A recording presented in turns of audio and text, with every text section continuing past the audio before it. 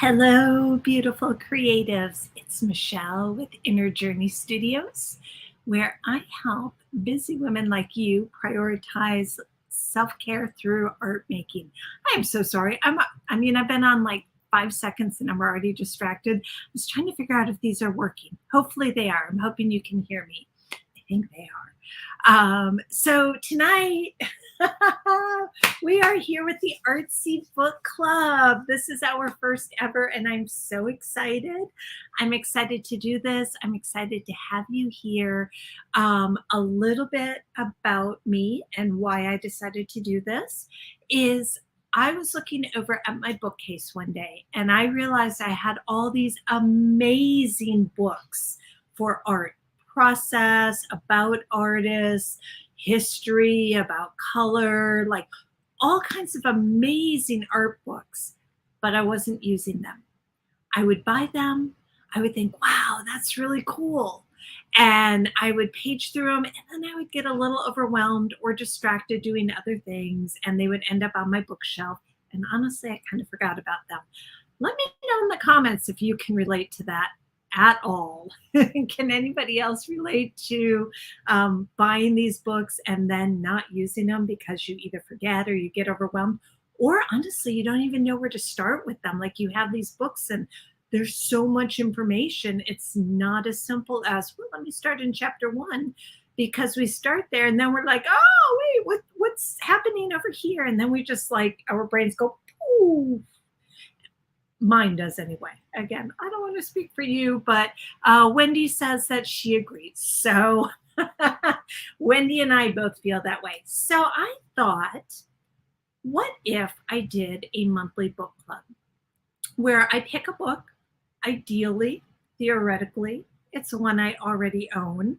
I'm not committing to that though, because if I'm being honest, last month alone, I may have bought 1 or 2 or 3 new art books after I saw how many I had that I wasn't using, because y'all recommended some amazing ones and I was like, oh, I might need that one too. Let me know in the comments your favorite art books that you have. If you have any that you have on your shelf that maybe you haven't used that you would like to dive deep into, or ones that you love, let me know if there's any I need to have. Or don't. Please don't enable me.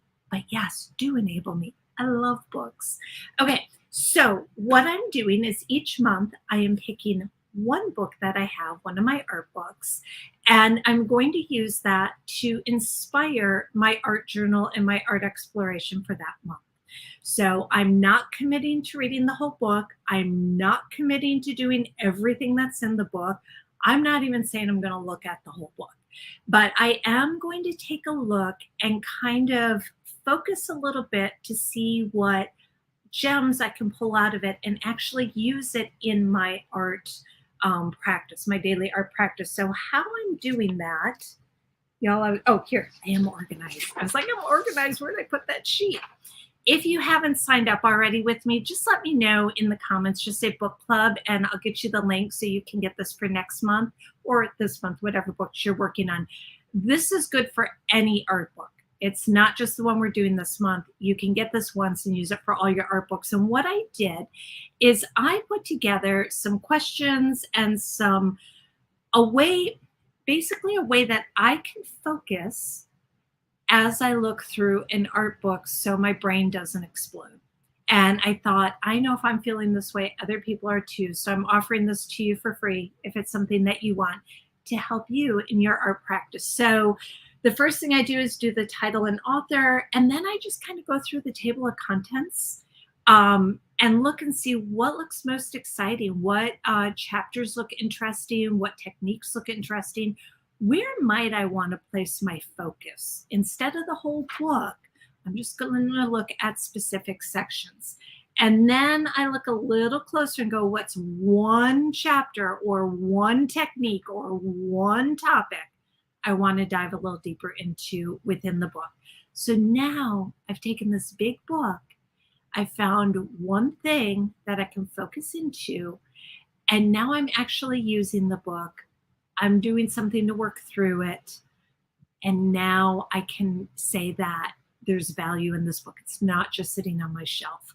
Um, so then if there's any pages or chapters I want to remember, ideas for using this in my own art, like how I might want to use this, or things that came to mind as I was reading it. Any words, supplies, tools that are new to me, reflections on this book, which I haven't done yet. That's okay. And then on the back, there were a couple quotes that I like, so I just went ahead and threw those on the back. My plan is to put this in a 3-ring binder. And now I have these going forward. Every art book I do, I can fill this out to help me focus. And I hope it helps you also. So let's dive in, shall we? Now, for this book, The Paint, Play, Explore. Oh my gosh. I love Rae's vision with her art. I love her art making, her use of colors, composition. When I look at her artwork, I've seen it on Instagram and Facebook and blogs and different classes for years. And whenever I see her artwork, I just go, oh, yes, that's it. And so I really wanted to learn a little bit more about how she does this. Now, mark making is nothing new to me. If you've done art journaling or any amount of art, probably mark making is something that we all do.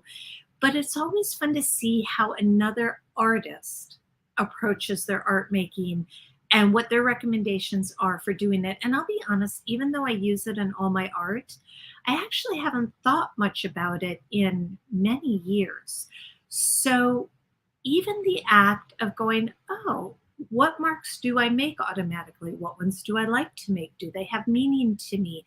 What might I want to add in? How can I make these marks different? Oh my gosh, that was a big one for me. Let's see. Okay. Wendy says, oh man, I'm so bad. I go straight to the back and thumb through backwards. Yeah, right. I get that. Oh my gosh, I do the same thing. I look at a few pages in the front, then I look at the back, then I'm somewhere in the middle. Then I go like this because somehow I think I'm going to be able to read it all at once like that. And I never do, of course. Tracy says, oh, I just got done with kiddos' homework. Yay, didn't miss it. No, we are still here. Tracy, you know me well enough. I keep being told that short form videos are the way to go. And I know that to be true. And I don't do those well. So we're long form tonight. All right. So I wanted to just go through really quick some of the things. I'm not going to go through the whole book, but I did want to point out some of the things that I really liked about this. So the the one thing I loved is all the pictures. I mean, honestly, if I did nothing else but look at these gorgeous pictures and these gorgeous colors, I would be happy as can be. Look at that orange and that blue turquoise together. Oh, my heart is just singing. I could just eat this page up. So I love all the pictures of it. I love the glossy format. I love the size of it. Like all of that makes me happy.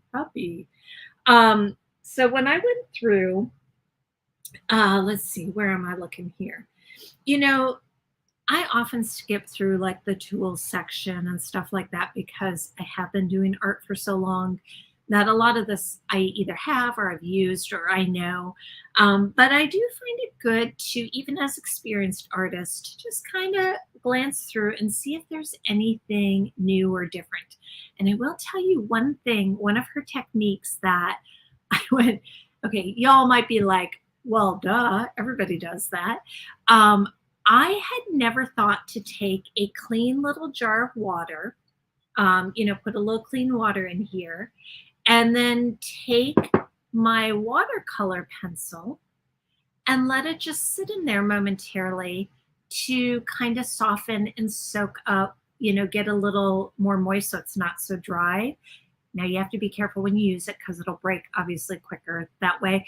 But I was like, oh, this is so cool. And it really allowed me to do some cool effects that I would not necessarily have been able to do otherwise. So I loved that. That was one of those tool technique things I went, oh, I didn't know that. I thought I knew everything. No, I don't really think I know everything, just as an aside. But, as artists, we get to a point where we're like, yeah, been there, done that, or, oh, I know how to use colored pencils, or I know how to use watercolor pencils. So sometimes we have to be reminded that maybe there are some tricks we haven't learned yet. So I did take a quick glance through there, but I didn't spend much time there. I looked a little bit through the mark making. That one I just kind of paged through a little bit because again, a lot of this I knew. So I kind of went through that quickly. But where I decided I wanted to spend most of my time was in chapter 3. And that was more detailed.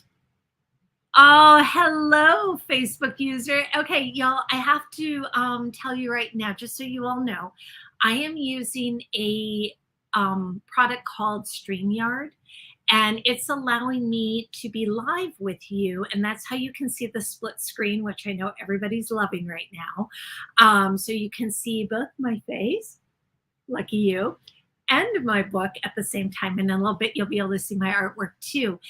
But you have to give Facebook permission or StreamYard permission to for me to be able to see your name in the comments. Otherwise, it says Facebook user. So even if you're a Facebook user, I still love you, and I will look back in Facebook later, so I will know who you are if you don't want to give permission to StreamYard. I totally get that. So hello.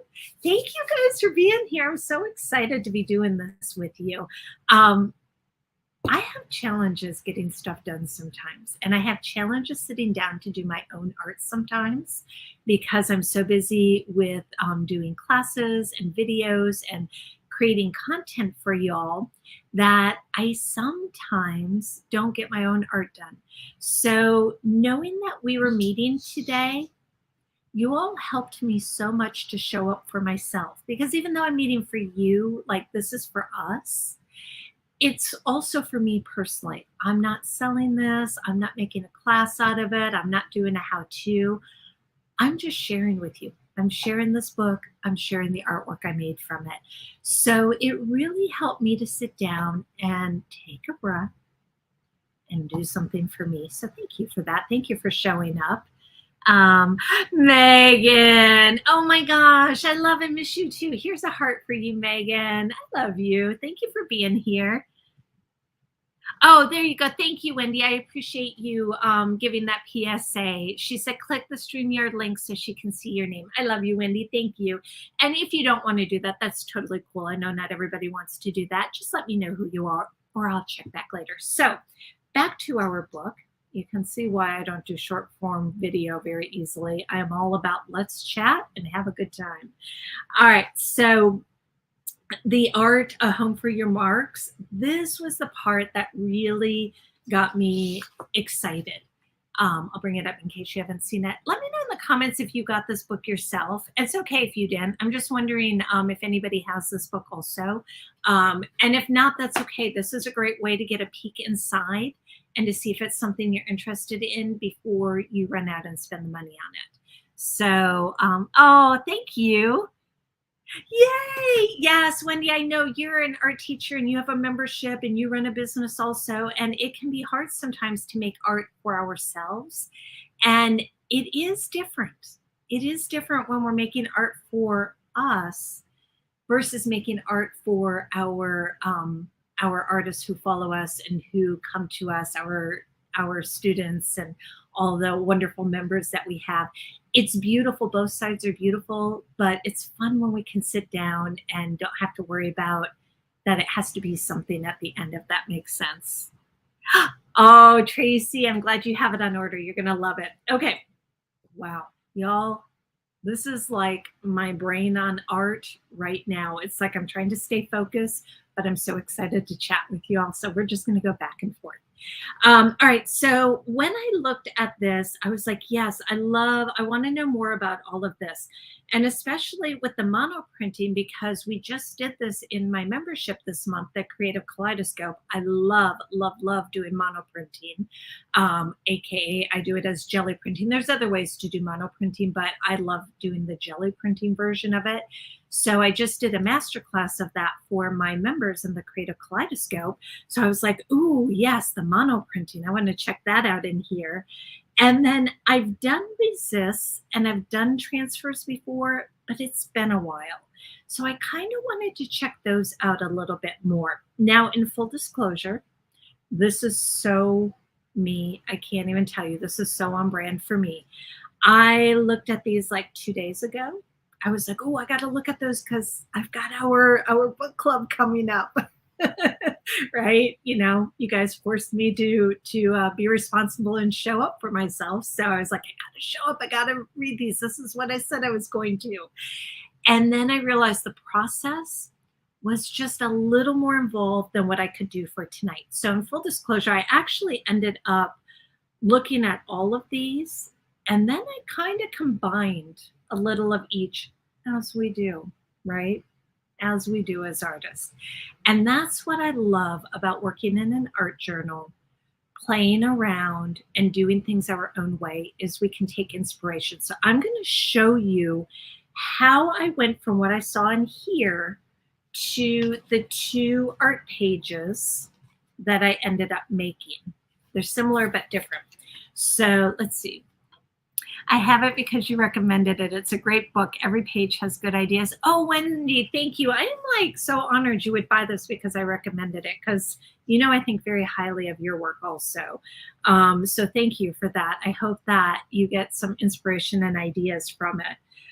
Okay, and the other thing that I want to note is on our sheet, where did I put it? Oh, y'all, here it is. There's a place for word supplies, tools that are new to me, things that you might not know. Because look, I don't care how long you've been doing art. I don't care how long you've been reading about it, taking classes, learning it. There's always something new out there. There is always a new way of looking at things. There's always a new approach to doing things. There's always something that somebody has done that you can go, oh, that's kind of cool, right? To bring into your own. So for me, it was this word. I'm probably going to massacre it, so please excuse me if I do. Pareidolia. Pareidolia? Pareidolia? Okay, well, something like that. And I was like, what in the world is that? I don't think I've ever heard that word before. So I'll share that with you in just a little bit, what I found out, if you don't already know. If you know what it is, feel free to put in the comments. It's not like a secret or anything. So if you know what that word means, go ahead and put it in the comments and share what you know about it. And I'll be sharing a little bit later. So couple of things here. I loved this idea of having a journal for mark making. She talks about having one where when you're using these different tools, when you when you're trying different marks out, when you're exploring your mark making, you have a journal specifically for your marks. And you like make notes in that, and when you did this and how you did this, and where are my hands? There we go. Sorry. I've got two different devices going, and I'm not really sure how I'm supposed to be angled for both. I'm still learning all this stuff. I try to be fancy with my technology, all, but I'm still learning it. Still learning as I go, learning as I grow, Okay, so I love this idea of doing this. Now, I'm going to be totally transparent with you all. I always love these ideas. Oh my goodness, let's have a journal and let's try all of our art supplies in it and make a test of each one and make notes and try it in this way and then combine, and like all of the things, like my brain goes, oh my God, that would be amazing. And then I remember who I am. And in full disclosure, I am never going to be that person. But I will tell you, I wanted to share with you two of the journals I do have in my studio that are similar but different. So she goes on to talk more about this in the tools section. And, here's kind of how she might do it in hers, to do the different colors and different types of supplies and whatnot. And then you would mark what they are, like she does there. That's just not going to happen in my world. I'm just not going to do that. I've got too much going on to do that, no matter how good of an idea it is. And here she talks about, what did I like about this? Your journal will become your companion when it comes to mark making. By keeping a diary of marks, you will easily be able to note what combinations of the above variables works best for different genres of creating. Consider the following key elements when you are ready to incorporate mark making into your artwork. repetition, using your fingers and hands, stamps and stencils as large mark making tools. Oops, get this out of the way.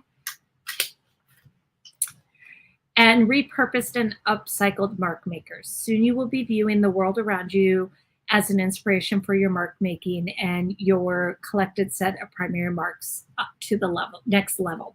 So I love this idea. I love this idea of having a journal that is specifically for that, but I'm not going to do that. That's not my thing. But here's kind of how I do mine. So I'll just share it. This was one of the pages I did. Just for fun. This was, again, this is in my art journal. This is my playground. So I make art to sell. I have collectors. I sell artwork. I make art for different purposes. But when I am playing, my art journal is where I play. I don't worry what it looks like. I don't even consider, is it good or is it bad? It's not. It's my playground. So it doesn't matter. It doesn't have to be anything. So with that in mind, this was just one of the pages when I was doing the mark making that I just played with over a couple of nights. I had been doing some mono printing. I cleaned my roller, my brayer on here between doing the prints that I was doing. So I always keep my sketchbook nearby. It's just cheap sketchbook paper. I roll my brayer on there to get the excess paint off, but then I've got these great colors already, and I just doodled right over it. So this was just fun to play with some different marks, to play with different colors. I used the white and the black to try to get different effects. What does it look like? And then I thought, well, I should cover everything. And then I went, no, here's my permission to you. Your art journal page can be done when you decide it's done. It does not have to be complete. It does not have to have every bit covered. It does not have to make sense. Like I kept thinking, oh, I need to write something or it needs to make sense. And I was like, no, I'm just playing in here. So this is one way that I practice my marks, and I play around with designs and composition and filling in spaces and just seeing what I like in my art journal. I'm not making any other marks on here. I'm not going to say what I used or whatever. I just use this to kind of play around it. I hope that makes sense for you. Tracy says I'm exactly the same way. Looks great, but yeah, not going to happen. Oh, she's talking about the art journal. You're having a journal for mark making specific with all of the details on there. I can't even write in my journals or diaries, let alone keep a daily one with testing my supplies. Oh, girl, for real. I would never get any actual art done if I did that. Like I would get, like, I'm like, no, my brain goes, nope, love the idea, but that's not how I work. This is how I work. I'll play around, but then I have it and I can go back later and go, oh, I kind of like how I did this, or I kind of like this within the box. That's sort of cool. Or I like how when I did the white marker on the white paper, it created this embossed sort of look. I'm not sure that's showing up on the film, but I was thinking your junk journals, art journals would be the closest I ever got to something like that. Yeah. Well, and that's kind of what this is. It's not a junk journal, but it's an art journal. This is exactly my thing. So this was another one. And this is in response to her book somewhat. And again, this isn't anything specific from her book, but it's in response. It's playing with shape. It's playing with colors. I'm using some supplies that I don't usually use. And again, I can just have fun with this. It doesn't have to be good. It doesn't have to make sense. It doesn't have to be anything. I'm sharing it with you. Some of you might look at it and go, oh my God, that's the ugliest thing ever. Whatever. It just is what it is. This is my art journal. This is where I play.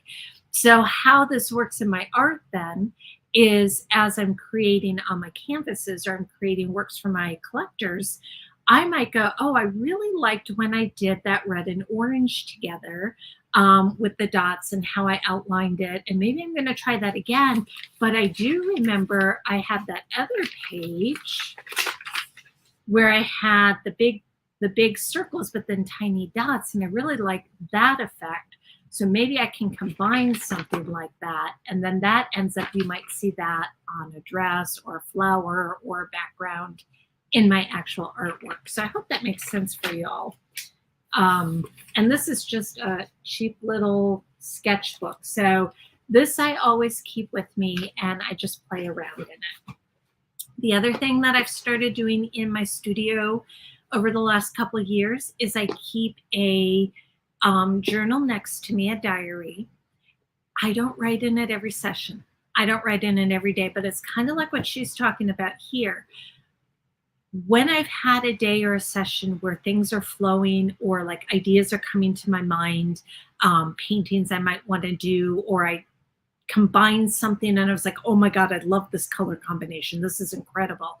I'll jot it down in here. And this is just filled with my notes. Well, not filled, obviously. I've got a ways to go. I don't use it often, but I do keep it nearby. And that works really great also. So that's as close as I get to having an actual mark-making journal.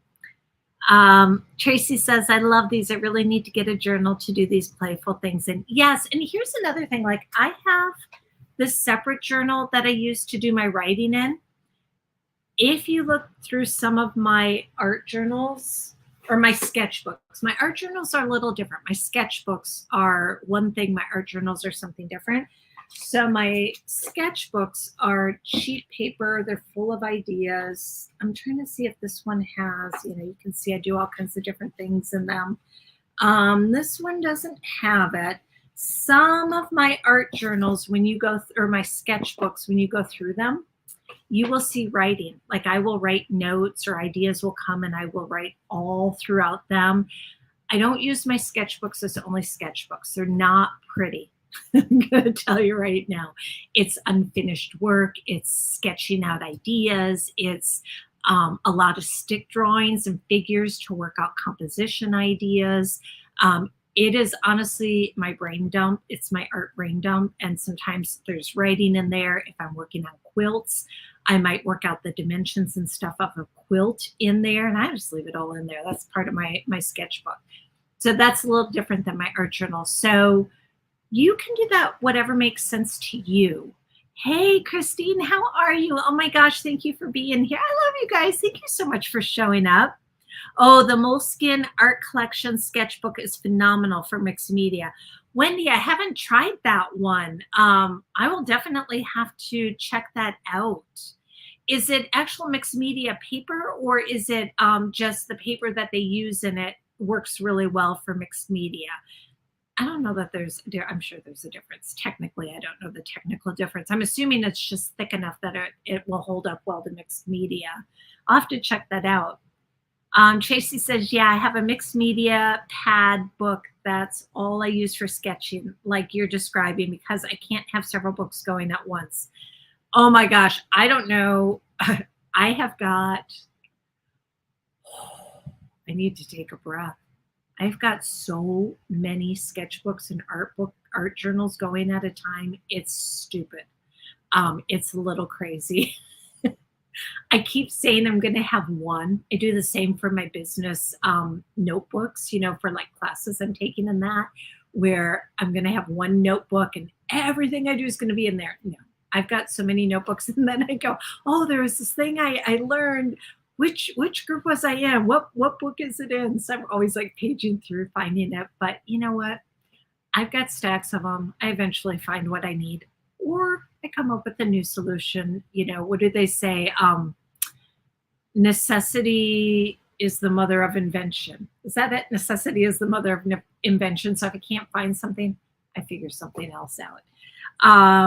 But I love the idea. Tracy, I'm so envious of you that you can only have one sketchbook going at a time.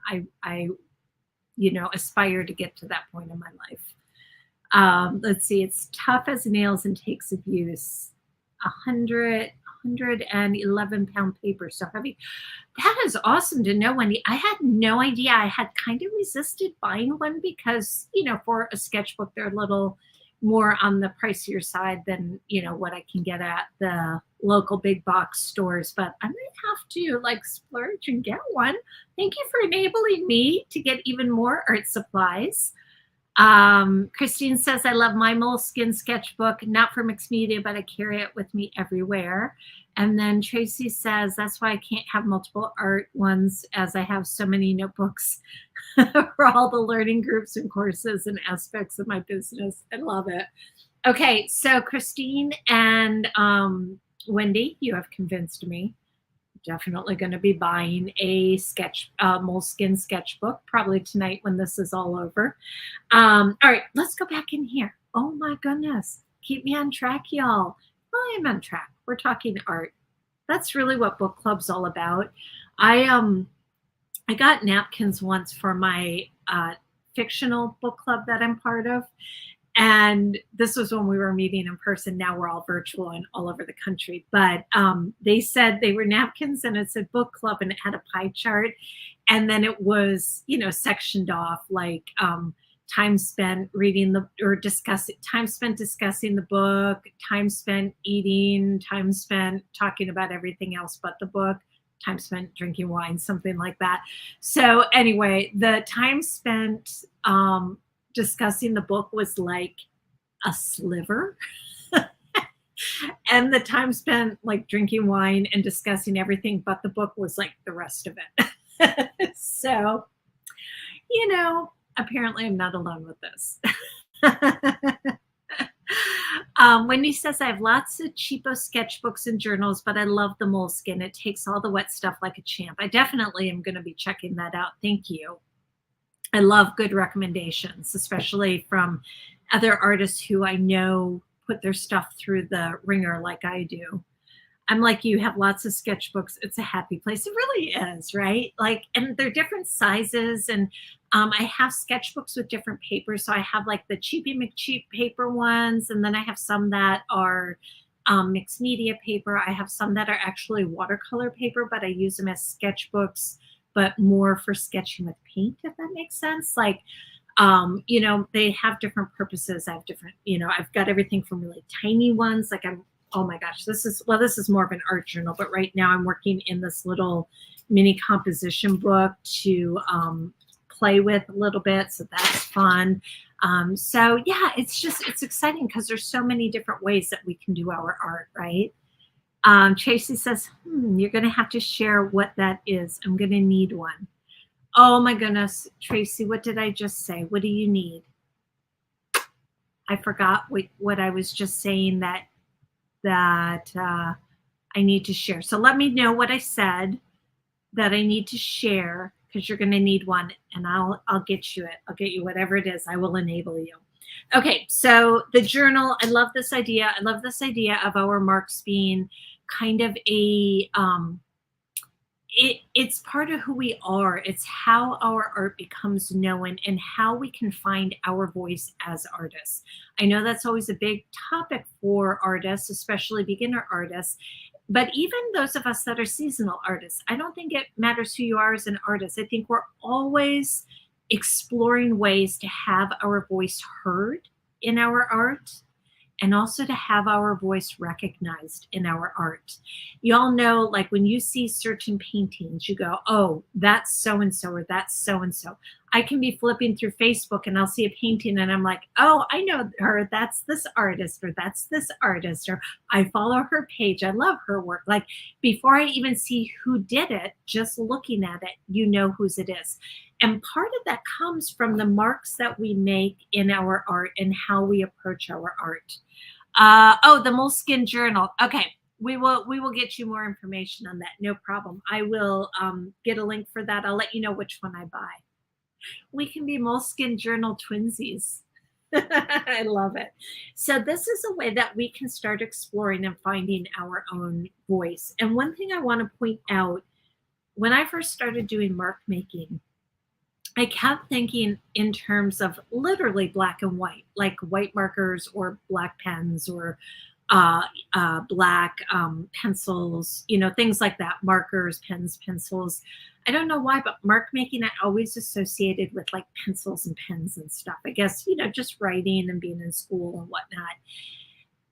This book, and it's not that I've made marks in other colors and other supplies than that, but this book had me intentionally thinking about it in a way I never had before. And I like how even this page you can see as she's talking about simple marks.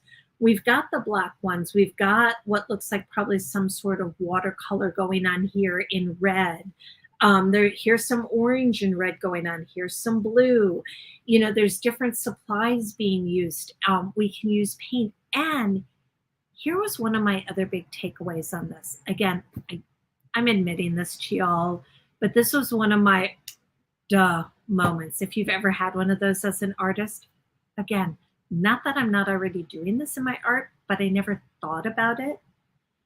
I always associated mark making with smaller stuff like this. Like this is mark making, right? Like these little marks here. These are the mark making. It never occurred to me that mark making is big also. Like all of these big circles in the background here, all of these, leaves and these bigger elements are mark making. And it was like an epiphany as I was going through her book that I went, oh my gosh, all this stuff I love doing in these small little bits, I can also do them large. And I'm already doing it unconsciously, but now I can consciously and intentionally bring those and apply those into my artwork. And I honestly felt like my world had just cracked open. My art world had cracked open, like a new layer had been revealed. I leveled up. I'm like a gamer. I'm leveling up, and then I had the little music as I leveled up. It was very exciting. Tracy says, I don't know if I have a voice yet for my fine art. I used to, as I mainly did very realistic African animals and scenes, but I haven't done commissioned work for many years now. And so feel like I'm a little in limbo, just trying everything out. Tracy, that's a really common place to be as an artist, especially if you've stepped away from your art for a while, or if you're stepping into a new way of doing your art, like a new style or a new genre or a new approach to your art. It's very common to go, wow, I don't know what my artist voice is. And the way that we get over that, and you probably know this already, I know you're an established artist, but again, like me with this mark making, going bigger and smaller, maybe this will create some intentionality around it. The way we find our voice is we just keep doing it. And you know what? Hold on. One of the quotes that she had really hit me, and I think it kind of touches in on this, was fully realized art is just more practiced art.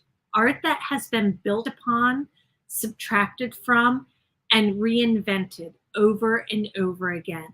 Layered and revisited, covered up and started over. Art has the power to become something very bold when it evolves from practice.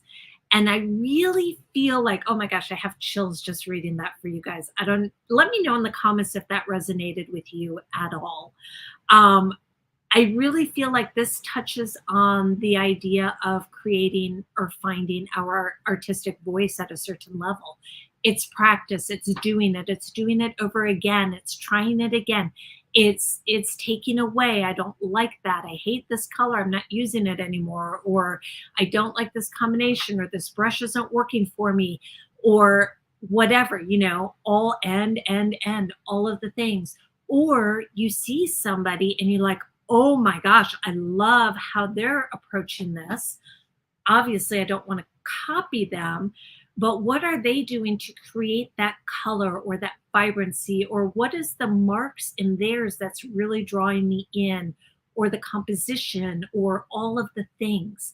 So as we start to explore our art, oh my gosh, you guys, I'm just like vibrating right now. I'm so excited. I love talking art with y'all. This is so much fun. Let me know in the comments, any comments or thoughts you have that start going through your mind as we're talking about this stuff. But this idea of hearing, when we hear artists go, I'm not sure my voice, I don't know how to find my voice. What is my voice? Our artistic voice is not something that shows up like this. It's not something that we can find in a single course or somebody can give us a PDF and we can read it and go, oh, that's how I get my artistic voice. Our artistic voice comes from showing up every day in our art journals or our sketchbooks. You can do it on Canvas also. I use art journals and sketchbooks because that is where we can go where there's no pressure. You hear what I'm saying? When I'm working on a canvas, I have the pressure of that's going to hang on somebody's wall. This has to be good. This has to be something. When I'm working in my art journal, when I'm sketching out ideas, I don't have to worry about any of that. It is for me only. This is for me. So I can make a hot mess. I can throw crap in there. I can try different things. I can try colors. I can get it to a point. I can push it. Oh my gosh, I can push my art. I can push, push, push. Do you ever get like that with your art where you're like, oh, I don't want to go further, but I kind of want to see what happens if? Well, if I'm on a canvas and I know that I'm creating this for a show or for a client, I'm probably not going to push it. I'm going to keep it sort of a little safe because there's an expectation there.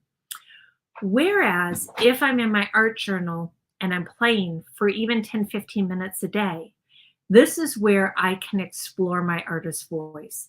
This is where I can play around a little bit. And look, I know as artists, we're all busy and nobody got time for that. We don't have time to sit and mess around in an art journal and in a sketchbook because we've got to get our stuff out. Like we're producers. For those of us that are doing it, as a career, we're professional artists. But even before I was a professional artist, I remember thinking, I don't have time to do it in my journal, in my sketchbook first. I just want to get it done, right? But here's the thing, when it's on a canvas, there is more expectation that we have for ourselves. And there's only so many we can do. Oh my goodness, it does not take long before you have more canvases than you know what to frickin' do with. They start to pile up, and then what do you do with them? Whereas when you go and show up, even like I said, 10, 15 minutes, 20 minutes a day, it's like working out, right? You got to show up for your workouts for your body. We have to show up in our sketchbook or our art journal for our art. And that's going to help us to more quickly evolve and find our artist voice. That really is not in the book, but there you have it. Okay. Oh, Wendy says yes. That was an aha. I love it. That's awesome. Oh, and I love that. That's beautiful. So true. You need to post that. That's so good. I'm assuming, Tracy, you mean post the quote I did, and I absolutely will. And our voices evolve over time. Yes, Wendy, that was the other thing. If you look at your art, and it should evolve over time, oh my goodness, let's all put out there as artists that we don't want our art that we're doing today to be the exact same art we're doing in 25 years. Wow.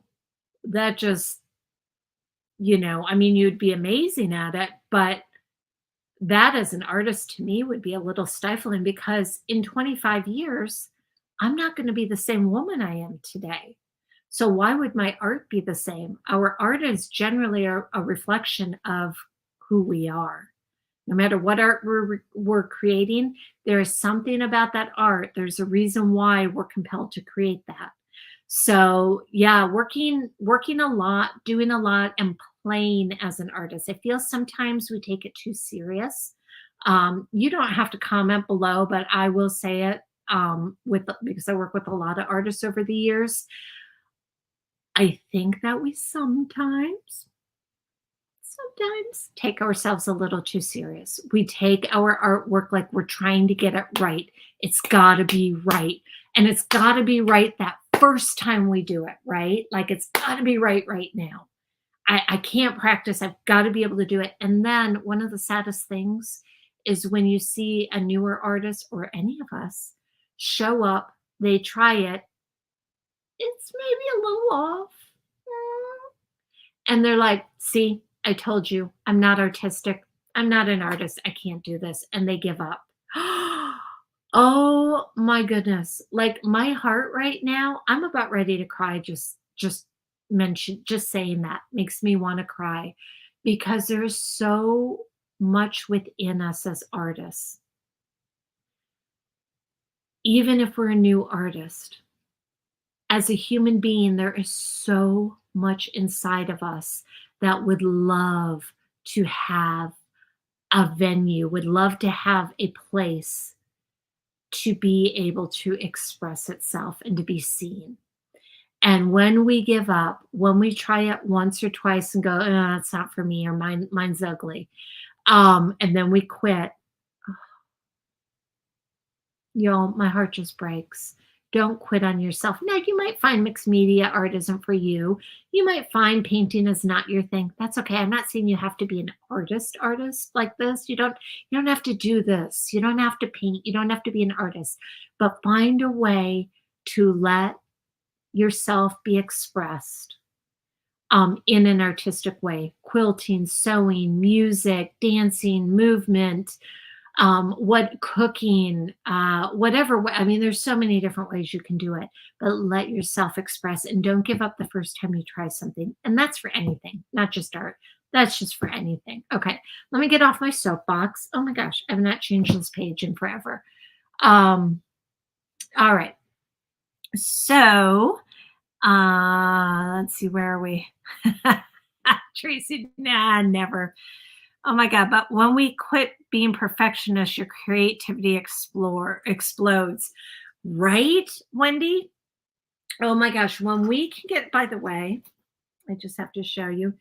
Frida came to say hi. Look at that. Gwendolyn, my daughter, brought this in for me. It's my tea. She was so sweet. She made me a cup of tea and brought it in my Frida mug because she knows that Frida wanted to come and join us with our art today and inspire us. That is good tea too. It's chamomile and honey, and it's been steeping since we started. So it's really good and strong. I might fall asleep now before we're done. It might bring me down just a moment. Okay, I need to take a breath, y'all. Whew. Being on my soapbox is a lot of work. And Wendy, you are so right. When we get out of our own way, when we play with our art, when we quit worrying about if it's good or not good, our creativity is allowed to explode. Now, am I talking about that then we just get sloppy and don't give a shit about what we're making? No, that's not what I'm talking about. We can still demand excellence in the work we're doing. We can still push ourselves to be better and to go further and to practice the things that maybe we're struggling with and to do more and to be the best we can be. That's different than being a perfectionist and shutting yourself down and negative self-talk and, oh my God, my art sucks. I'm so stupid. I can't do anything. Everything I do is awful. Oh, all the stuff that some of us do and say in our heads. Okay. All right. Well, somebody just told me that I look great. And I want to say thank you. Oh my gosh, you guys are making me so happy tonight. I love this. All right. So now let's go on to chapter 3. This is the chapter that I focused on the most. Isn't this gorgeous, by the way? Oh my gosh. This is so juicy and so fun. I love how she uses color and mixes it and separates it. It's just amazing. This is what I'm still working towards myself because I tend to, one of the things I learned in this, I didn't learn this, I knew this, but you know how some of us are a little slower at picking things up than others, and we have to be told over and over again, and we still don't listen? Apparently, it is really helpful when you're making art and using a lot of different colors like this if you let your layers dry in between doing them. I know. Who knew? I did know that, but I don't often work like that. I'm often like drying really fast and going, oh, that's close enough, and putting more paint over it and hoping for the best. I might need to slow down a little bit so I can get more of this kind of cool effect because I love that. Okay. moving into chapter 3. Wendy says, will you tell us what page you're on so we can follow along? Oh, yeah, I'm so sorry. Absolutely. Okay, I'm on page 75 right now, and it's chapter 3. And this is a home for your marks. So let me see my notes really quick. All right. Okay, so I actually have covered a lot of the stuff that I already did notes on. So my rambling, um, we're just going to say my rambling was actually very focused rambling because most of it was in here. So it was stuff that was clearly on my mind as I was working and stuff. Now, she works a lot on different substrates. I don't know if I'm saying that right. I try to be fancy and I try to act like I know what I'm talking about. I don't know what the heck's going on most of the day. So substrates, who's ever a real artist and knows this stuff can can set us straight. But anyway, that's a fancy way of saying working on different surfaces. So she's got some canvas, some wood, some paper, some deli prints. Like she worked on a lot of different things. I took inspiration from her, but I did all mine in my new art journal that I recently made. Um, Ramblings with a purpose, right? So I'm going to go through. So the jelly printing, I was really intrigued by this because as I said, I just did an entire session of that with my membership, and then we made this journal. So these were all jelly prints that I did with my membership, and then I created a journal with them. So here's the deli paper she talked about, and these were just basic. I just wanted to show them really basic, like jelly printing 101. If you don't know what that is, it's a special way of doing a single print, usually on paper. I'm sure you can do it on other stuff, but usually it's on paper that we do them. So I had made this already. And these are some of the different papers and stuff. So that's where I decided to work. Now she shows a whole process how she does the jelly printing in here and on the deli paper. So what I did is I was so intrigued by this. Even though I wanted to do the transfer and the resist, I couldn't help but reading this. So I read step by step. And I read it with the eye of not that I'm going to do what she's doing, but let me see what the process is. Let me see what the colors she's using are. How does she do it? How does she get from point A to point B? And then I took inspiration from it. So I will say one of the things that I used was the magazines, cutting circles out of magazines. You'll see that in my work in a minute. I also used a lot of my liquid inks, which I haven't used recently. So that was fun to pull those out. Let's see. I did some collage work. I do a lot of collage in my mixed media anyway, but I did it with the magazine cutout. So that was kind of fun. And I'll show you all this in a minute. So I took some inspiration from here. And then, I read through all of this. She's got some great tips, you guys. I love this one. She takes muslin. Is it muslin or muslin? I think it's the fabric is muslin, right? I always get those words confused. But it's that really thin, white, inexpensive material that you can get, super, super thin. So she takes it and folds it up and has a piece next to her.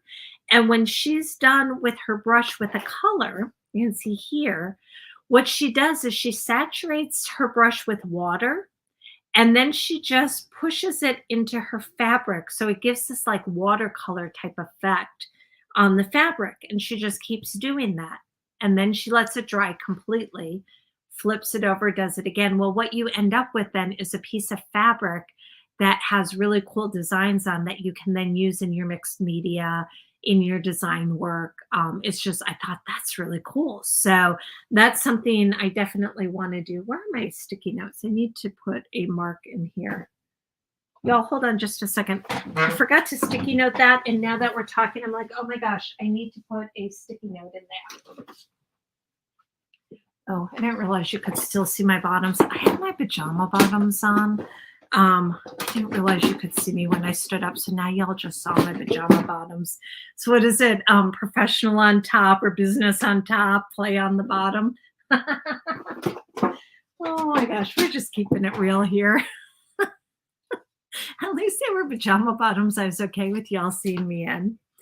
Um, Little tip for you, by the way, sticky notes are great. And actually, I'm going to put it on top here. These little ones are really nice. There's even smaller ones you can get. I like these because I can put notes on them if I want. You know, I could put a little note as to what this is.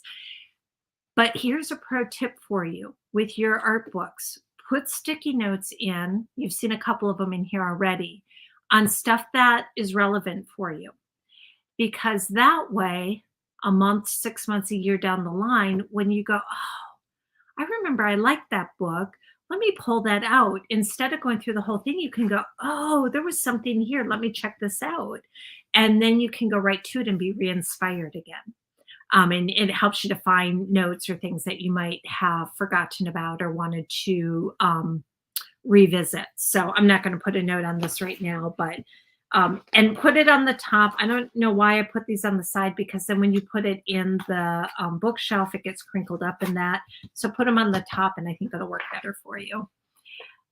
Uh, Tracy says, I can't pronounce anything right now. People are always looking at me weird with my South African accent.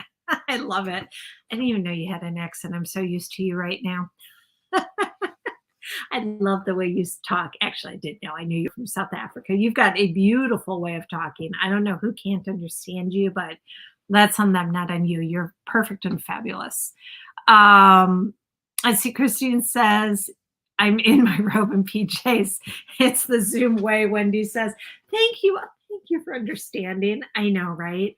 It's like I've got to get rid of some of these old fashioned ideas. Like there was a time where you would not be caught dead in public in your pajamas. And now I'm like, well, I mean, it's Zoom. It's okay. Now you guys all saw my tush and my cute little pajamas. So here we go.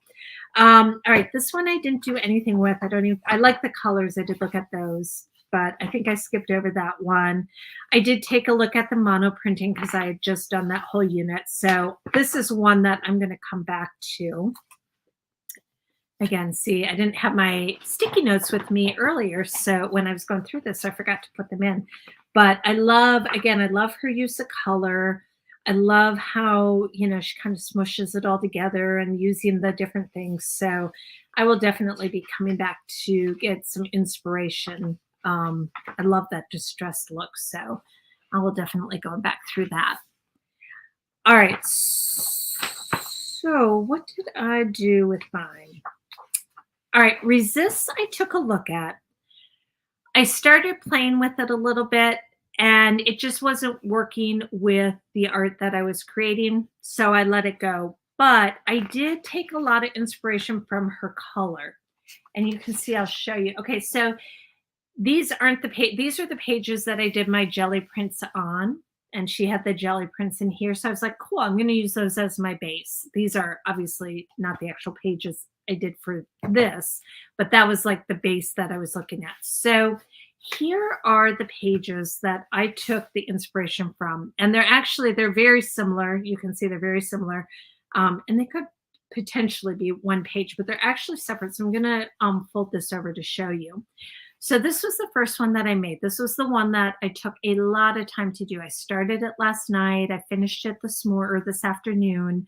I got to a point with it last night because I was trying to incorporate new things and do different things. Do you ever get to a point in your art where you're like, oh my gosh, I hate this. I hate everything about it. It's ugly.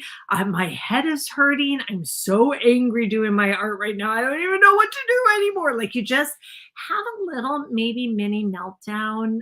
Does anybody else ever have things like that? Is it just me that, sometimes has an artist meltdown and we're like,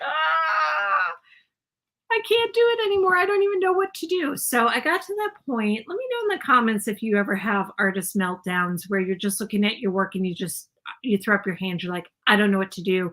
I'm not pushing through. I need to step away. She actually talks about that a lot in this book. And that was something I wrote down on my notes too, is this idea, and I do that naturally, but again, it's that idea of intentionally doing it, right? Where we get to a point and we go, this would be a good time to take a break. This would be a good time for me to walk around the block or go do some meditation or go play one of my video games or hang out with my kids or make dinner or whatever. Like, this would be a good time to step away from my art before I slash it with a pocket knife or take scissors to it.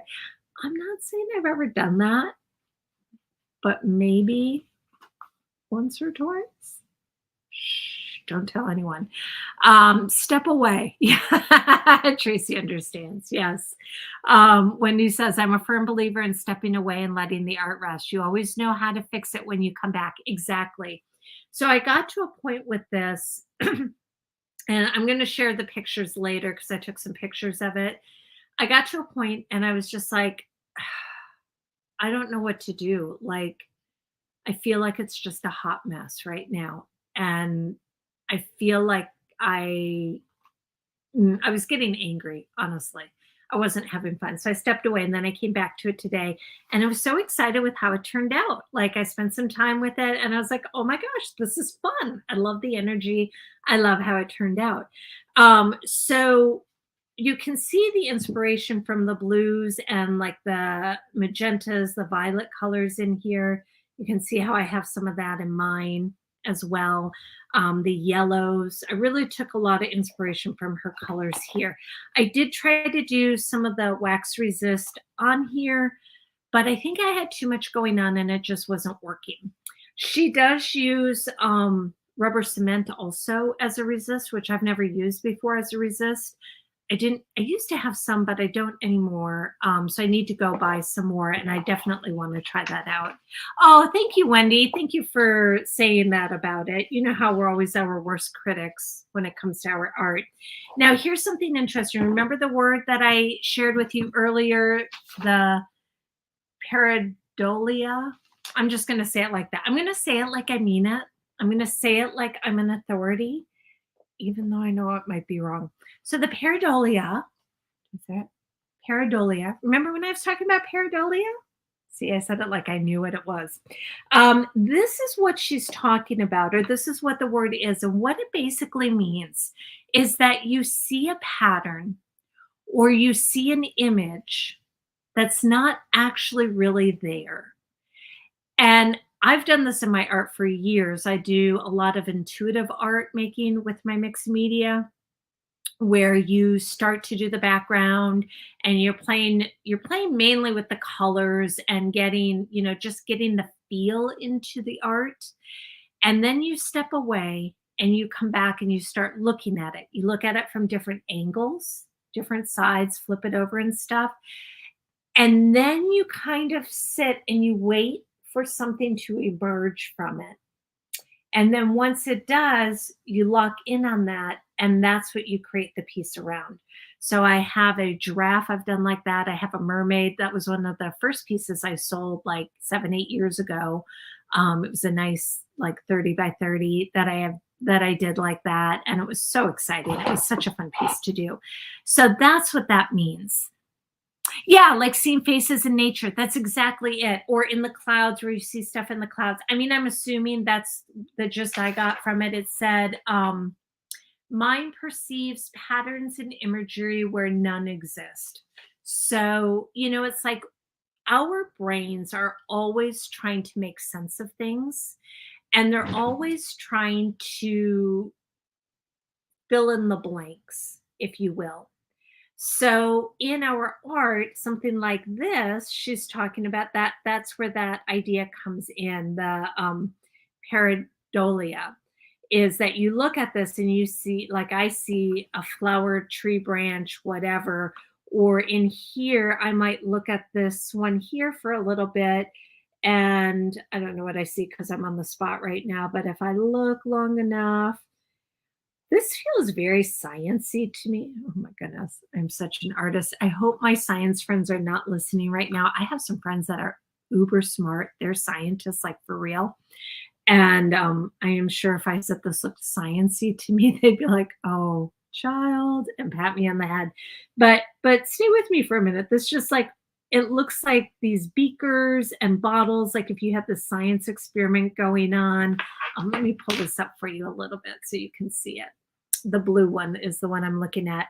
It kind of looks like you could, it has the tubes and the different bottles and beakers, like kind of a wonky little sciency thing.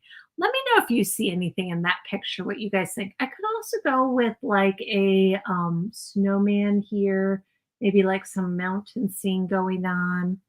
Oh, a golf course. Could be like a golf course.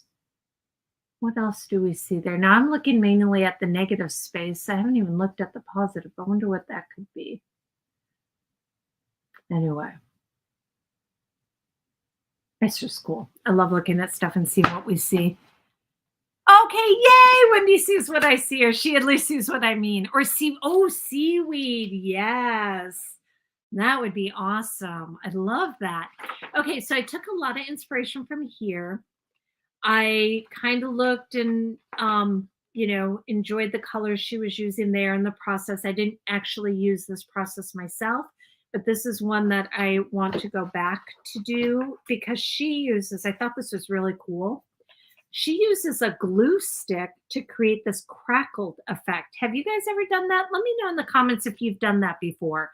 I had never seen of that or heard of that before, using a glue stick, and then you get it almost dry but not completely dry, and then she's using fluid saying it right. Oh my gosh, my brain just stopped on me. Fluid acrylic. Is that, I think that's right. Fluid acrylic. I can tell she's got the golden. I've got a bunch of those. So I think it needs to be a little more fluid probably for it to work, to crackle and stuff. So I thought that was really cool. And then she dries it and it gives this really cool spackled effect. So I love that idea. The transfers I looked at, and I'm definitely going to go back. It's been years since I've done transfers, but I definitely want to go back. Now she's talking about a laser printer, that you need to have it laser printed. But I was sure I had done this before with my printer, which is a jet printer. So I did some research, and apparently from the research I did, you can do it with a jet printer also. So I am going to try this out. I'm going to try this out this week. You guys heard that, right? You heard me say I'm going to try this out this week. And I'm going to come back and let you know if it worked using my home jet printer, or if I have to go and do it laser printed at the printing shop. I know, isn't it fun? Is your brain just like, when my brain right now is going boop, boop, boop, boop, boop, boop, boop, boop, boop, like all the ideas are just flying right now. Oh, don't use an inkjet unless you spray paint it with clear spray first. But for a transfer, Wendy, I mean, I can see if you're using it for collage, but if you're using it to do an actual transfer, an image transfer, that would be different, right? You wouldn't want to, right. So does it smear with the, when you're transferring an image? Or are you talking about when you use it for collage and then you're like painting over it and stuff? Let me know in the comments, because I know if I do it from my printer and collage with it, it's a hot mess. But with the image transfer, you're actually putting what do you call it? You're putting gel medium on over it to coat it, and then you're putting it onto your paper and putting more on and drying it and rubbing the paper off.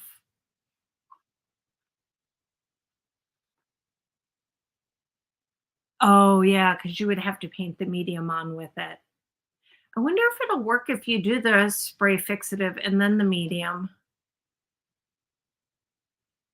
I think you might be right on that. Okay. Yeah, I hadn't thought of that. I don't know. Online they were saying you could do it, but I wonder. I'll have to look. They might have done a spray fixative on it first, and then put the gel medium over it, because that should still transfer. Like my brain. Sorry, I'm looking to my ceiling right now because apparently I have all the answers written on the ceiling. Um, So if you sprayed it with a spray fixative, let that dry, put your gel medium over. I think it might still work. Okay. Spray paint the surface with medium, then place the dry image down maybe. Clear spray paint worked great when I did it. Wendy, are you talking about doing a transfer? Did you did clear spray paint on your inkjet image and let that dry and then glued it down? I might have to talk to you about this separate to understand your process and see. That sounds really cool. Okay. Well, clearly, I have some exploring to do on this. And Wendy has some great information on this. So I'm going to definitely be reaching out, Wendy, if you don't mind, to get a little more insight from you on this one because I'm excited to do this. Like I said, I've done it before, but it's been so long that I can't really remember the process. And I never did it with my mixed media like this. So I'm going to try that. But I did do a lot of this where she's painting around her marks. I use that influenced me doing these dots around it. I was very influenced by that. And then I don't think I looked into, yeah, I didn't look into the rest of it. So that was where I stopped. I mean, I looked through the whole book, but for the work I did, that was pretty much where I stopped. So let me share with you real quick. I already showed you my art journal. So you saw, oh, thank you. It was for collage. I did it on tracing paper, but the image didn't smear after I sprayed it. Okay, so that was doing it as collage, but not as a transfer. Okay, good to know. Okay, so what I did with this is I read through chapter 3. Like I said, I looked at the collage specifically, the transfer. Let's see, it was the collage, the transfer, and the resist were the 3 sections that I really read all of it.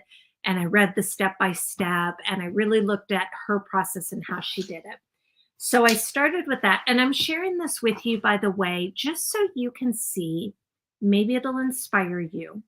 But so you can see the process I did for taking what I saw in here and applying it into my own artwork and how I might do that going forward. So you already saw in my art journal that or in my sketchbook that I had played around with this. So that was just playing around throughout the last couple of weeks and just kind of throwing some stuff down and seeing what happened.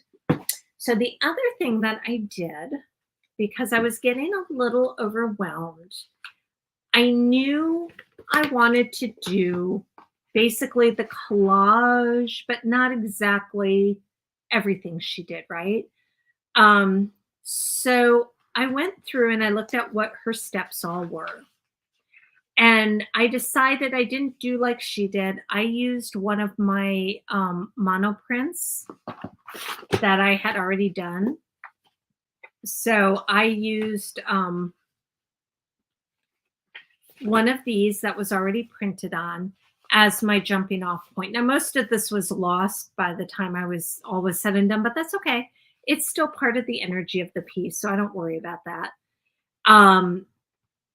So then what I did is looked at what are the different steps that she did? How did she build her collage?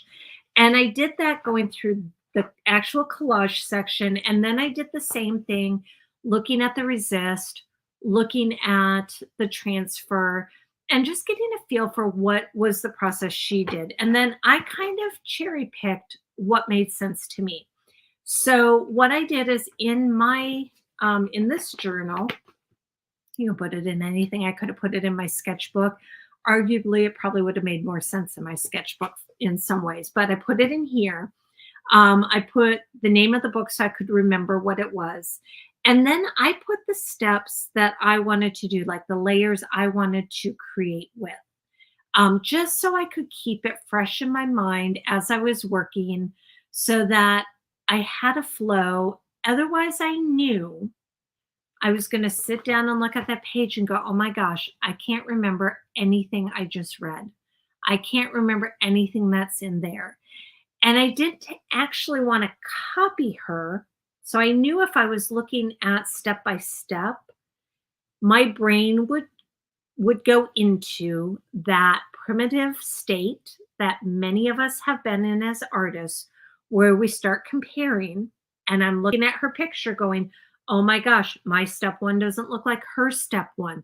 Oh my gosh, my mark doesn't look like her mark. And I would start to try to compare and be the same artist and be the same. I mean, I just knew that that's how my brain works. I have a hard time not comparing. I'm trying not to, but it's so hard when you're looking, especially when you're learning. So, to try to thwart that a little bit, I went through and I put, okay, I knew I wanted to put marks in black. I wanted to add marks that were larger with acrylic shapes, small bits of collage, circles from magazines, and I wanted to do rings and circles and then collage those on. I wanted to use some acrylic paint, watercolor pencil marks. This was where I tried using the resist. It didn't work, but I did try it. Resist and acrylic with water wash.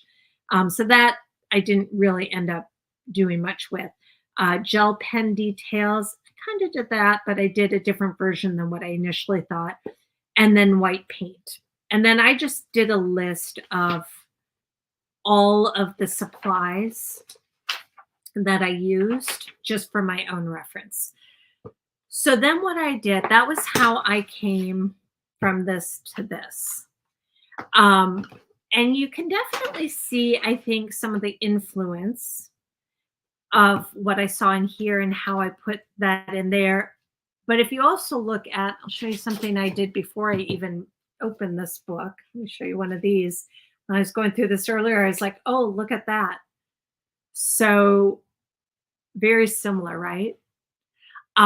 And that's where you start to see, oh, I do have an artist voice. I love doing circles. I love doing circles within circles. I love doing, these type of marks in one color and then doing a color next to it. Like I've got a lot of that going on.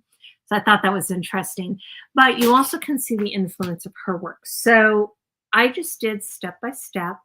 Now, did I do all 9 of those steps in order? I sort of did, but not completely because, as we start working, we go, wait a minute. Oh, I need to grab this, or I need to do this, or this needs more collage, or this needs more of that. Like the more I worked with it, the looser I got with it. And the less concerned I was about the process I was doing, if that makes sense. So I really found by the time I got to the end of it, I was just like in a groove with it. It was a lot of fun. Let me know if that's at all like your process. Do you find that sometimes when you're starting something new, it's a little trudging through, and then you get to a point where you just free fall and you're like, let's do this. Let's see what happens. And that's what I'm talking about in an art journal, why that can be so fun. Because I have to tell you, I pushed this a couple different times to a point I was not happy with, where I looked at it and I was like, oh my God, that is awful. Oh, and I'm going to be showing it to everybody and it's awful. But I kept pushing, I kept pushing until I got to a point where I was like, you know what? I think I'm okay with this. So this one took a little longer. So that was kind of the process. Now within that, I did go back and reference this. Like when I was doing the circles with the magazines, I don't know why, but I was kind of stuck with that. Like I was having a hard time knowing where to put them and how to place them. And it was like, oh, this isn't working. So then I did go back through and I'm like, okay, let me look again. What did she do with hers? And I would go, I guess it doesn't matter what page, but I went here. But then I would go back and go, okay, where is hers? How does she have it? How is that looking? Where does she have blocks of color in? So I would go back through and go, okay, well, let me do this a little bit. And, oh, I can just use my finger for this. The paint doesn't have to be like perfect brush strokes and that. I can play with it a little bit. Haha, the ugly face. It's so hard not to give up. Oh, Wendy. Yes. I have a passion for portraits. I love portraits and I want to do them so badly. And they are a lot of work for me because I don't do them often enough. So it is hard to do them. And then mine never turn out great because I don't do them often enough. I'm just being honest here. Going back to our conversation earlier about don't stop before you put the work in kind of thing. So I do that with portraits. It's my own little nemesis. But inevitably I get to a point where I'm like, oh my goodness, this is the ugliest thing I've ever seen in my life. And that's the point I know for sure, if I haven't already stepped away. That's the point I have to step away. Anytime my art starts looking really where I'm like, "Oh my god, that's ugly." I need to take a breath and ask myself, "Is it so ugly that I need to step away and come back because I can't even with it?" You know, that feeling like, "Oh my gosh, I can't even." Or am I at that ugly phase that I need to crank the music up, dive in, and just right into my painting? And I know if you paint at all, you know that feeling where you just you can almost literally feel yourself diving into your painting. You know, it's like it's the zen feeling, you become one with it. Okay, so I did this one. This took me last night and today to do. And then I thought, well, I've got this process fresh in my mind. I've got some extra circles and stuff. I still have some because I cut way too many of them. Where are they? Here they are. Um, so then I thought, well, let me do another page. So this one is a little more chaotic, but I'm okay with that because here's the thing I did with this. This was my Fast and Furious page. This was the page that I was like, I'm not going to overthink it. I'm not going to worry about it looking good or bad. I'm not going to worry about the final outcome of it. I'm just going to do the process itself as a raw process, if that makes sense. I'm going to work fast. I'm not going to think, and I'm just going to do. I'm going to just boom, boom, boom, boom, boom. And I got to a point with it. It was really, really like it was raw chaotic. And then I had to get on a call, and it was a Zoom that I had to be face to face, so I couldn't work on it while I was talking. Not that you should. We should stay focused, but y'all, I'm not the only one. I know you hear me on this. So I set it aside, and then it was 6:30, and I was going live at 7. And I was like, I have got to finish this before I go live. I literally spent like 12 minutes before I knew I absolutely had to start setting up for this. And I was like, bim, bim, bim, bim, bim, bim, bim, bim, bim, bim, bim. Like I did over half of this in that time. I did like 7 layers and mark making and this and that in that 12 minutes. Like it was fast and furious. And you know what? It's chaotic. I would not say it's finished, but again, it's in my art journal, so it's okay, right? We can agree our art journals don't have to be finished. What this is to me is process. Like I look at this and I feel so good about this because I was able to take this and this, and I was able to put them aside completely. And I went. I jumped in and I just went. And if you've never done that before when you're working on a process, I highly recommend it because it lets your brain process what you've just learned. And it doesn't have to be good and it doesn't have to be complete because it's not about that. This particular one was 100% process. This was just getting the steps done. This was just letting me see what marks do I magically make when I'm not even thinking about when I don't have time to think about it. Let me tell you, I wish I would have had my time lapse going on for this one. Y'all would have laughed. I mean, I literally was like, okay, gel medium. Okay, glue these down. Okay, let's throw some on top. More gel medium over it. Okay, bim, bim, bim, bim, bim, bim, bim, bim, bim, bim, bim. Oh, I need a little here. Like I was going that fast. It was a little crazy. It was so much fun. So that's another little hack for you. If you want to try something like this or mark making, or you want to play a little bit, set a timer for a very short amount of time, 15 minutes, 10 minutes, whatever. Put just a handful of supplies out, set your timer for a few minutes, whatever that is, 10, 15 minutes, and just make whatever comes out in your art journal. And this is why I'm saying the art journal is so magical for our other art making, for the pieces that we make that we want to hang on the wall, that we want to share, that we want to sell, whatever we're doing with our art. This is where this is magic, because when you do these exercises, when you do this play work, this is like being in kindergarten, y'all. It's like I'm going to cut and paste. I'm going to play with my fingers. I'm going to stick my fingers in the paint. Oh my gosh. Boom. Let's put some, like, I was all over here like this going, oh, I'm going to get some yellow on it. I'm just going to put this on here. Oh my God, you guys, I just put paint on my finished product. What? Yes, it's in my art journal, so I don't care. I actually think it looks pretty cool. Like that is how this process works when you're working in your art journal. Now, can you make gorgeous, completely finished, phenomenal artwork in your art journal? Oh my goodness, yes.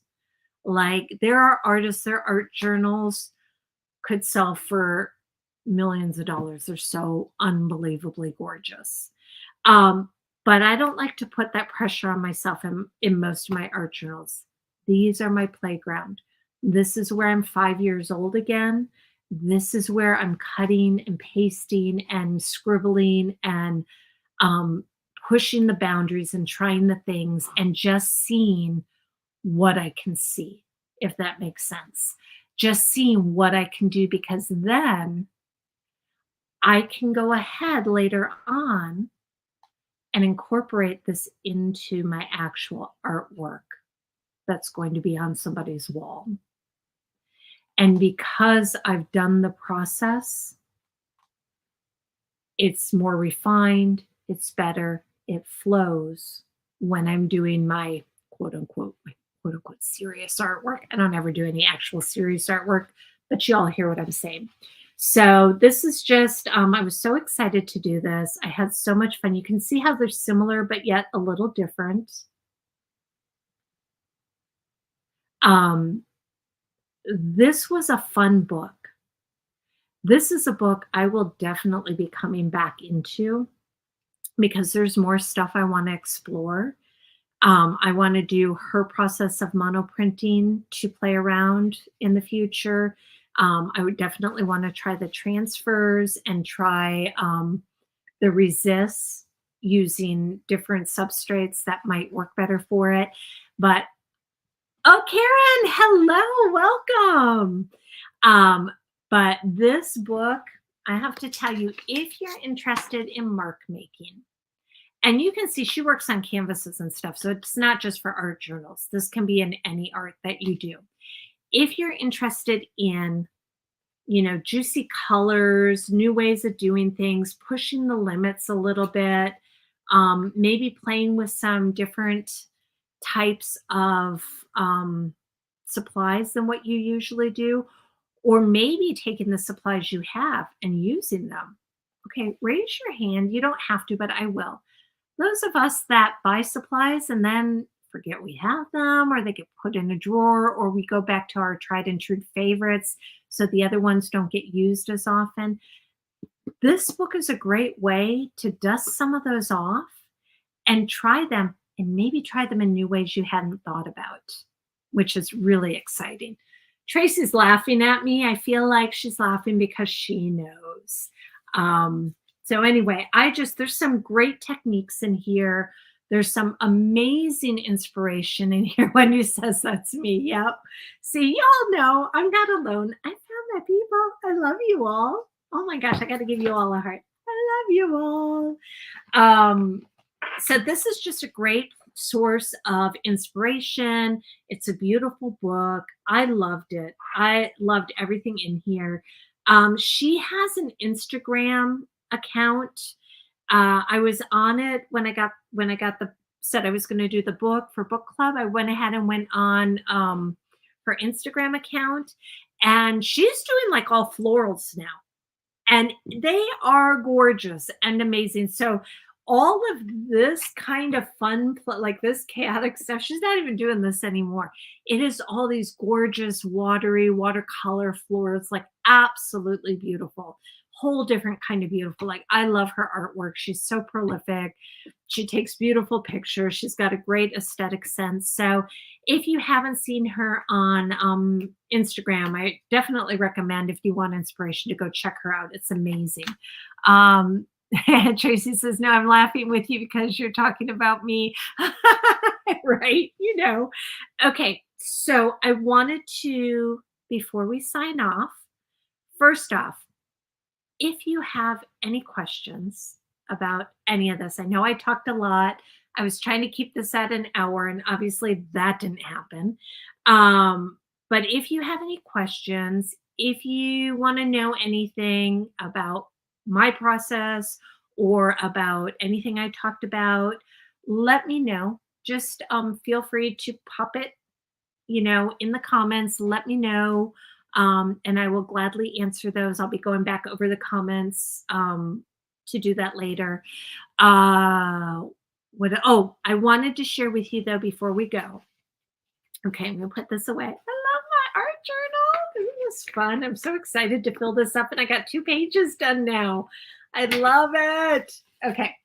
And now I'm going to throw it on my pile. So everything looks nice and fairly organized here. If you go over this way in my studio, y'all, my poor mom, she tried for 18 years to teach me how to put away what I used. After you use it, put it away.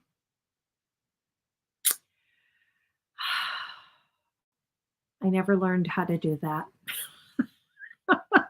At least not in my art studio. I got a pile over here like you would not believe. So I need to get back into that.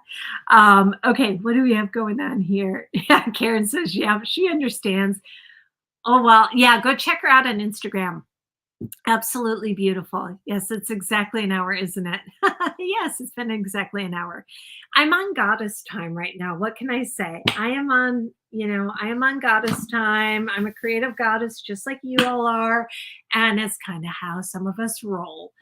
Time flows a little different when we're in the art realm. And I got up on a couple of artist, soapboxes and that, which took a little bit of time to get back down off of. So, yeah. Let's see. This has been so great. I have zero attention span for most lives, but girl, you've got me glued to it.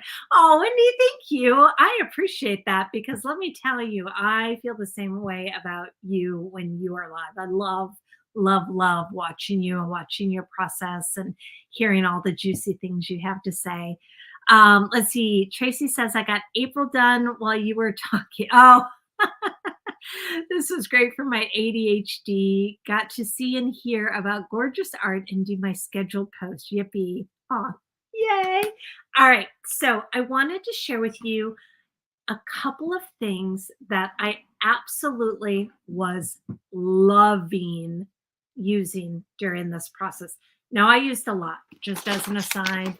I mean, I don't know if you guys saw, the list started here. It was a long list of supplies. I used a lot of shit on this. And it was awesome, and I loved it. Stuff. Oh my gosh, I cussed again. Stuff. I used a lot of stuff. I have a studio that's organized chaos. Yes, see, Karen, you get me. You understand. I kind of thought you all would get this. It's that idea of, I can't tell you where everything is. I still can't find my flip and bone folders I needed for a live I was doing, an in-person live I was doing a couple weeks ago. We were making art journals, and I needed my bone folder. Well, I didn't need it, but I wanted my bone folder. I have like 3 of them, could not find them. I ended up having to order them on Amazon. I ordered like a ton of them. And of course, they didn't come until the day after my event. I was like, they weren't a necessity, so it was okay. But most things I can find. The things I use every day, I can find. The things I don't use every day, sometimes it can be a problem. Yes, ship. Yes, ship. Frida and I are going to take a drink. Frida, I am loving, by the way, my mug. If you are loving her and you have a TJ Maxx by you, that is where I got Frida from. I absolutely love her. She's like my current favorite one. Okay, so a couple of things that I was loving. This Hansa Yellow. Oh, let me see. The Hansa Yellow by Golden. I think this is the heavy bodied. Yeah, heavy bodied acrylic. I was pretty sure it was. Oh my goodness, y'all. Love, love, love. Here, I loved it so much. Let me show you. I've got some blank paper here. Okay, let me just show you really quick. Oh, this is the bomb. Look at what a gorgeous, gorgeous yellow this is. Oh, loving that. So I used a lot of that. I don't, this isn't even doing it justice. Honestly, my light is not doing it justice. It's gorgeous. So if you don't have this one, oh, green gold is fabulous too. And quin magenta, I'm going to call it because I can't say quinacridone. Quinacridone. Sometimes I can say it and sometimes I don't. Quinacridone magenta is one of my absolute favorites. I was pushing myself out of my comfort zone and trying some of the colors that I either don't use a lot or haven't used in a while. I forgot about this one, Luminous Opera by Holben. I forgot I had this, honestly.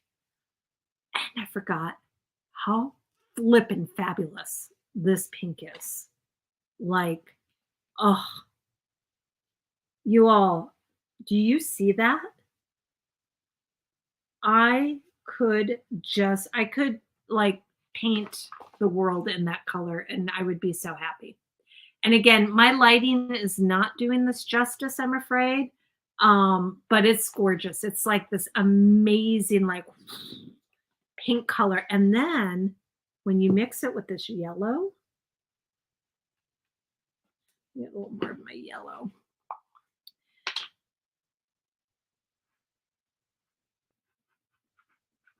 You get this really cool fluorescent orange color, which is so much fun.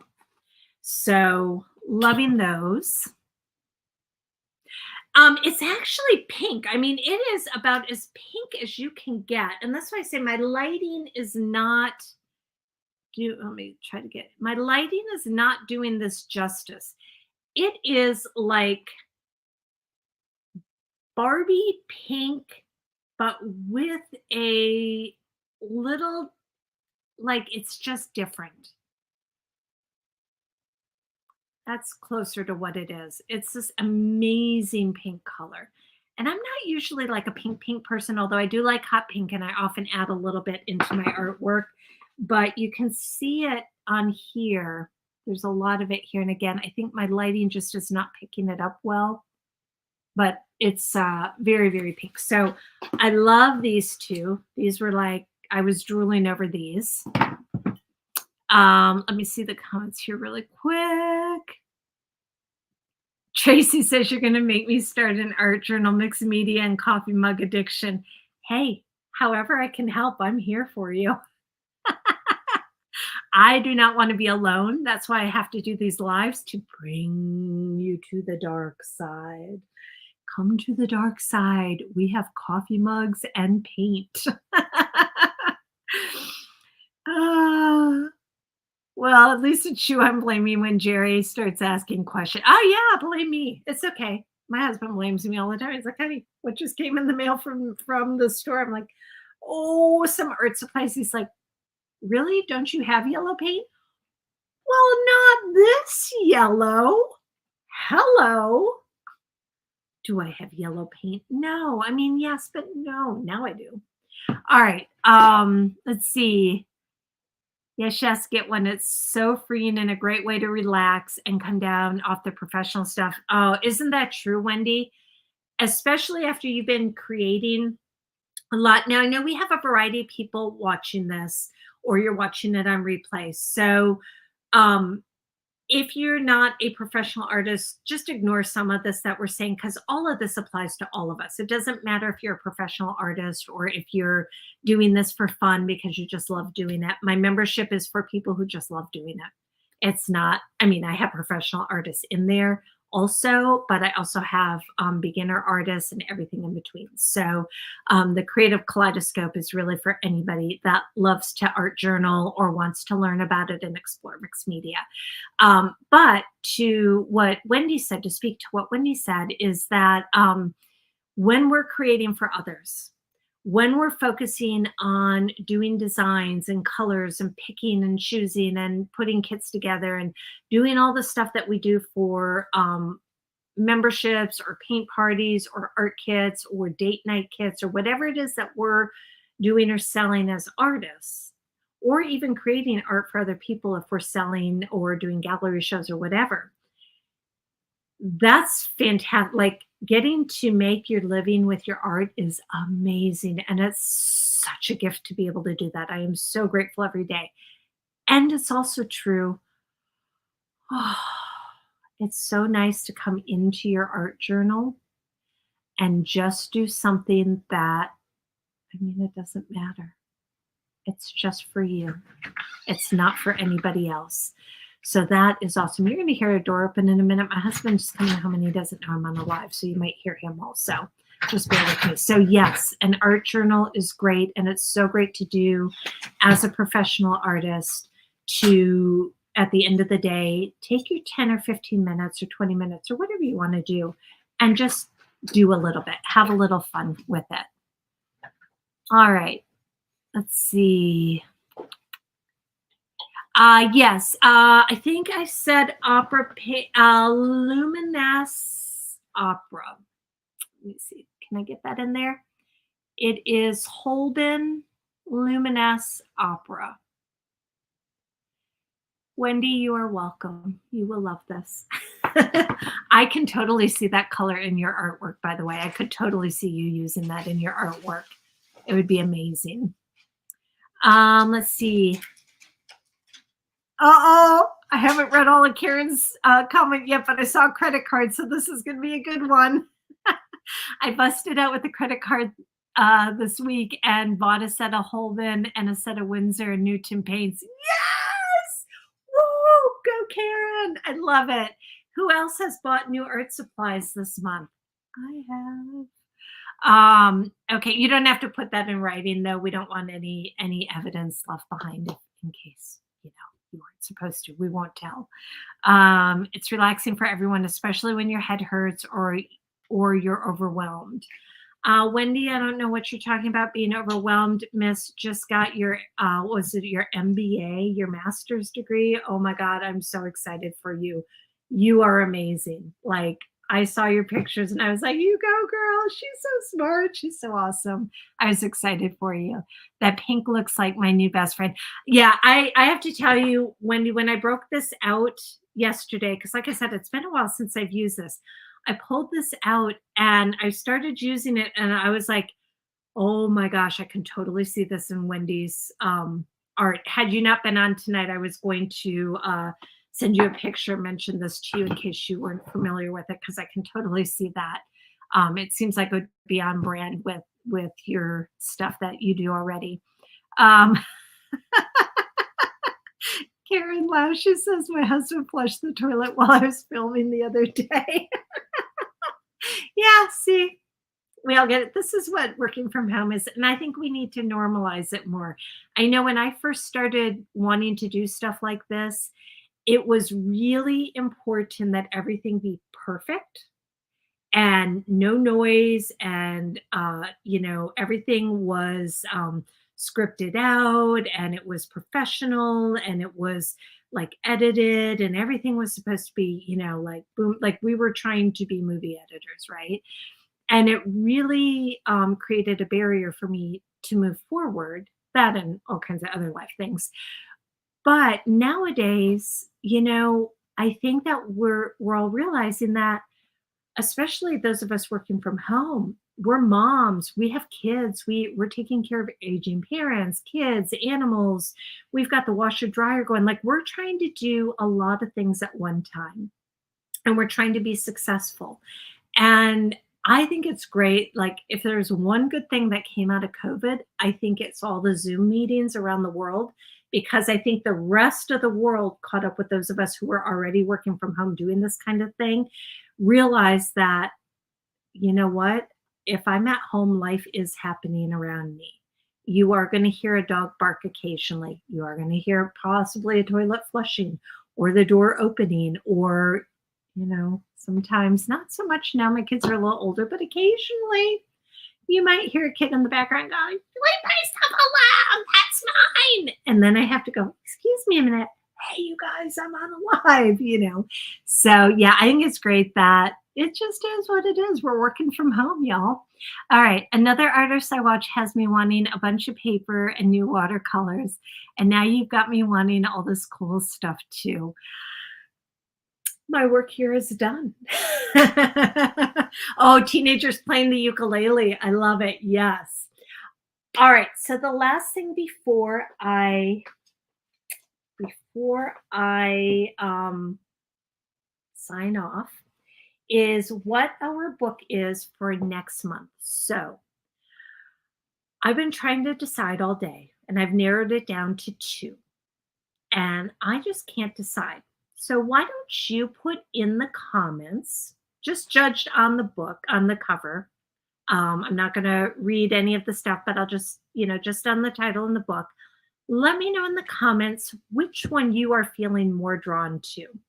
And then we'll just kind of see what you all say, and then we'll decide which one we're going to do for April. So we have Art Journal Freedom by Dinah Wakely. I love her art. She has that lots of fun art. I love her art journals and her artwork and the colors she uses. And she uses a lot of stencils and stamps and sewing and stuff. So I love, love, love this one. I'm drawn to this because I'm trying to work more with color and learn more about composition on a more formal level, because I'm a self-taught artist. So I'm trying to learn more about color and composition, but more formally, not just intuitively. So she's got sections on those. So I'm kind of excited about this book. But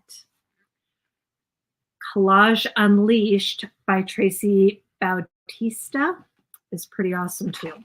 So this has a lot of different types of techniques as well.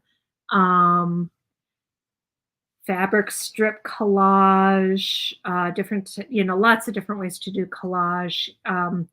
Canvas, photocopy collage. There we go. We were talking about that. Fusion dyed collage, doodle warm-ups, like different doodling. I love that. So printmaking. So I'm loving this also. So I'm a little uncertain what way to go, because I really love both of them. What do y'all think? Let me know. Raise your hand, or not raise your hand, but put in the comments either Collage Unleashed or Art Journal Freedom for next month. What do you think? Okay, so Tracy says, okay, I vote for number 2, and she's a Tracy, so I'm a bit biased. And Wendy says Art Journal Freedom. Oh, we got a tie going on. Tracy also says, my house is a zoo, kids, dogs, birds, frogs, no joke, and then the roosters. So we've got a Collage Unleashed. We've got an Art Journal Freedom. Does anybody else want to chime in if you're watching? Let me know what you think, if you have a preference for one or the other.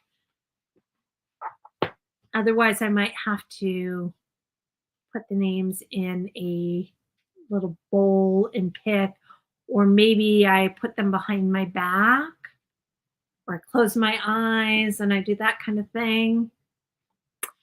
Okay. Yeah, you really should just go buy both, Wendy. They're both fantastic. You will love them both. I know it's defeating the purpose of getting one book a month and focusing on that book. And this is where we all get in trouble. Am I right? This is where we get in trouble. Karen says Art Journal Freedom. But then I have to see Tracy on a regular basis, and if I don't pick her book, she's gonna yell at me. But then it was 2 to 1. Do collage this month and journal next month. Oh, that could be fun because the collage is very much in alignment with what we were just doing. So we'll be able to see kind of some connections between the paint, play, explore, some of the connectedness. I love you, Tracy. No, I'm teasing you. Okay, that's what we're going to do. I can't promise we're going to do Art Journal Freedom in May because by the end of April, I don't know what I'll be interested in, if I'm being completely honest with you. I would love to be the person that told you far in advance what we were doing, but part of why I have so many books that I don't use is because my brain fires so fast. And before I can get through one, I'm already like buying 3 more that I'm not going to look at. So I'm going to go ahead and say, let's do Collage Unleashed. And then we will see, we might do this one next month. We'll see how it goes. But April of 2022, so in case you're watching this much later, we're talking about April 2022 is going to be Collage Unleashed, and I will release the date that we will be doing the book club. I will release that tomorrow. I haven't looked at my calendar. Honestly, I meant to do that and I forgot. So I'll release that tomorrow. But this is the book you're going to want. And if you don't already have the Artsy Book Club worksheet or fun sheet or whatever we want to call it, and you want this, just put book club in the comments and I'll give you the link. It's free. And this is just a great way. You probably saw this earlier if you've been watching, but this is just a great way to keep track of some of the things from the book and also to create some focus for when you start looking at the book. So make your copy, stick it right in your book. That's what I did with mine. I put it right in the book all month. It's a little dog-eared in that, but I don't care because it's with the book. And then you can use it to make notes as you're going. You know what? I'll do a separate video on that, but I'll show you exactly the process that I'm going to take. And I'm going to do that separate because this is already getting long. But I'll do a process where I show you how I take this with the book to decide what I'm going to do, because it might inspire you and help you to focus a little bit. Again, I know as artists, as humans, as women, as whatever, oftentimes our brains are, woo, and we have a hard time knowing where to focus. So I'll just show you the process I'm doing. And just remember, what I do this month does not have to be what you do out of the book this month. All right. I think we are good. Oh, Wendy says good books are like old friends. You just keep visiting them. Yes. And Wendy's buying both of them, of course. And Tracy says she couldn't agree more. All right. So I am so proud of myself. We stayed under 2 hours, y'all. I really was trying to keep this at an hour, but that didn't happen. I'll try harder next month to keep it a little shorter because I do know we have, I value your time, and this was the first time doing it. So, I'll groove it down a little bit. Feel free, if you're watching this, let me know in the comments, if you would please, what was your any takeaway, but think of one takeaway you got from the video today. Something that has inspired you to do something in your art or in your life.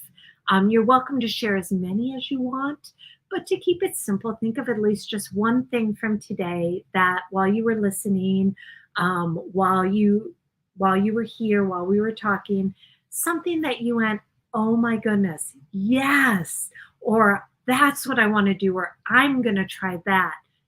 Whatever it might be, I would love to hear in the comments what your takeaways were, what your aha moment was, or if there's anything that is inspiring you in your life.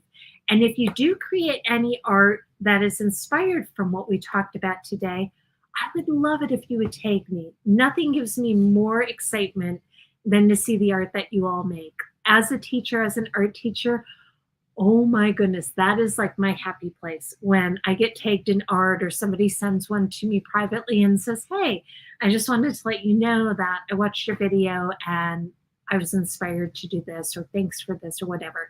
Um, it just makes me so happy to know that you're getting something out of it.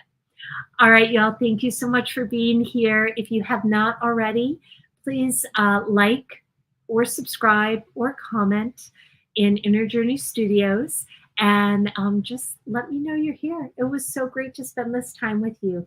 Have a wonderful night. Bye-bye.